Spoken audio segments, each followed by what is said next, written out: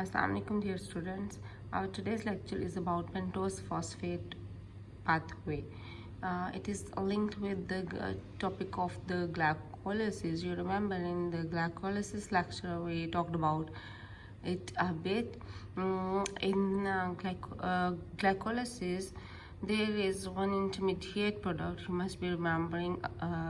From glucose there is the formation of glucose 6-phosphate, and glucose 6-phosphate can enter either into glycolysis cycle, or it can move through pentose phosphate pathway, or it can enter into triacetic acid cycle pathway.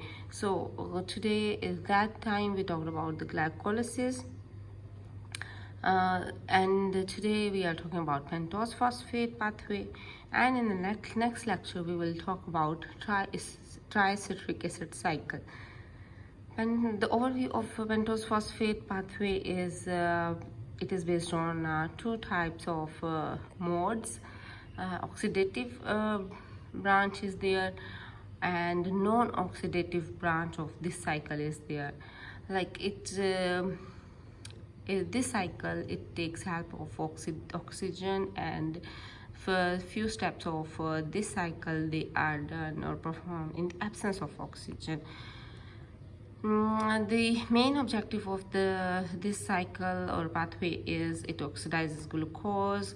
This cycle is located in the cytoplasm of the cell. It produces NADPH from NADP and ribose 5-phosphate. It occurs in adipose, mammary, ovary, testes, adrenal gland, these type of moieties, and it can account for over 30% of flux of glucose. 30% of glucose flux it enters into the pentose phosphate pathway. As described, it has two parts, oxidative and non-oxidative parts.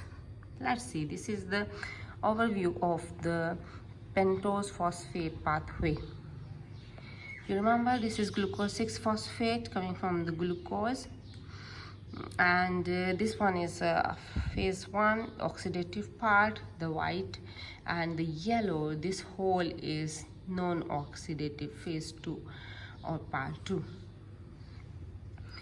In the first step, from glucose 6-phosphate, in the presence of 2 molecules of NADP, 2 molecules of NADPH, nicotine adenine dinucleotide phosphorus hydrogenase enzyme, it is reproduced and it forms ribulose 5-phosphate. We will see the structures of these compounds. And ribulose 5-phosphate is intermediary component, and from this 2 compounds or 3 compounds they can be manufactured. All are 5-carbon compounds. First one is ribose 5-phosphate, this is C5. Second one is xylulose 5-phosphate, again C5, and the xylulose 5-phosphate C5. These two are these 3 are isomers or epimers of each other. We will talk about these structures in the next step, next slide. When this is all the oxidative part of this pentose phosphate pathway. When this ribose 5-phosphate and xylulose 5-phosphate they join together, this is C5, this is C5, altogether they are C10. They produce 2 molecules of a cumulative C10 carbons, but the names of the products are glyceraldehyde phosphate, this is 3-carbon containing compound, and pseudohaptulose 7-phosphate. At the carbon number 7 there is phosphate group, and this is pseudohaptulose. From the name it is clear that it is C7 carbon containing compound. So the number of carbon atoms remain same. Again, these 2 compounds C3 and C7 they join together to form 1 carbon 4 bearing compound, erythrose 4-phosphate and fructose 6-phosphate. This is C6. Number of carbons remain same, C10, C10, C10. Then through the combination of erythrose 4-phosphate, that is the product of the non-oxidative phase, and with xylulose 5-phosphate, that is the product of ribulose 5-phosphate in the oxidative phase. Two products are produced. First one is fructose 6-phosphate carbon 6 and glyceraldehyde phosphate C3. This is enantiomerically stable, stoichiometrically stable. There is 9 carbon in this reaction. In the reactant side there was also C9. So finally the production of fructose 6-phosphate, it happens, and along with that glyceraldehyde phosphate is produced. Let's talk about the chemistry of all these structures. Well, this is a summary of pentose phosphate pathway. Oxidative phase, you can see glucose 6-phosphate along with NADP plus.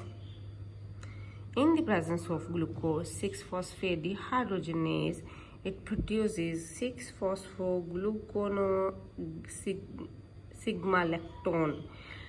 Lactone is the structure which is kind of cyclic ester.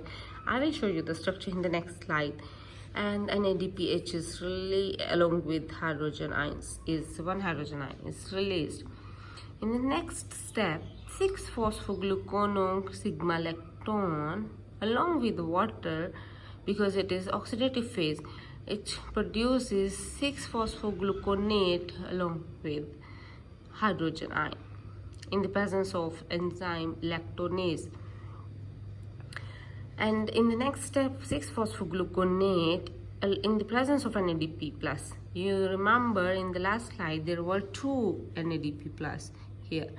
So in here there's first, there's the second in the oxidative phase, and there's the production of the NADPH along with carbon dioxide. There is formation of ribulose 5-phosphate in the presence of 6-phosphogluconate dehydrogenase. So I think you remember this phase.